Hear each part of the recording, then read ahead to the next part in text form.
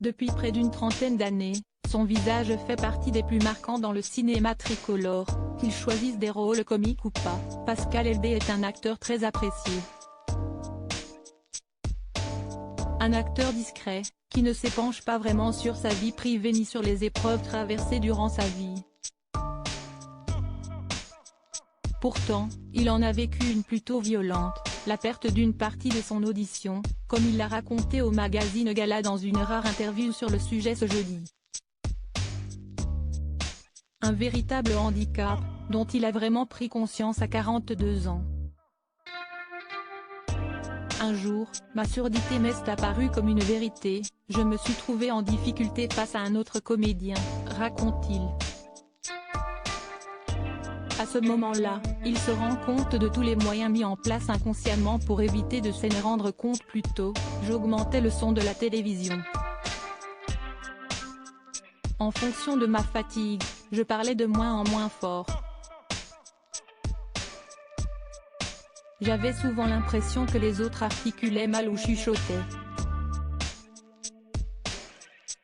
Depuis mon enfance, je m'étais habitué à lire sur les lèvres.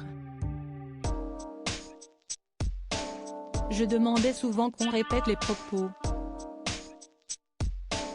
Mes proches ne pouvaient plus.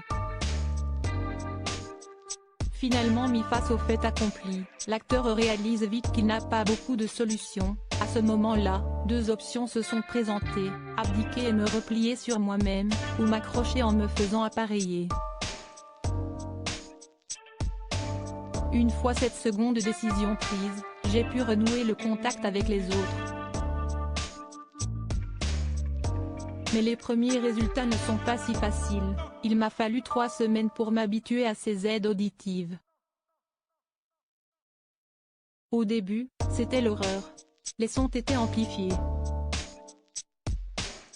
À travers cette drôle de mésaventure que m'a offert l'existence, j'ai découvert que j'étais combatif, relativise-t-il aujourd'hui. De sa surdité il en a tiré un très joli film, une comédie On est fait pour s'entendre en 2021, avec Sandrine Kiberlin. Certains lui ont ensuite demandé qu'il devienne le porte-parole des malentendants. Il a décliné en précisant « Ce n'est pas mon rôle ». Le bruit si est-il a vie d'ailleurs le père, aujourd'hui célibataire, d'un jeune homme de 21 ans sait que dans la vie, des gens sont dans des situations pires que la sienne. Ce n'est pas le plus grave.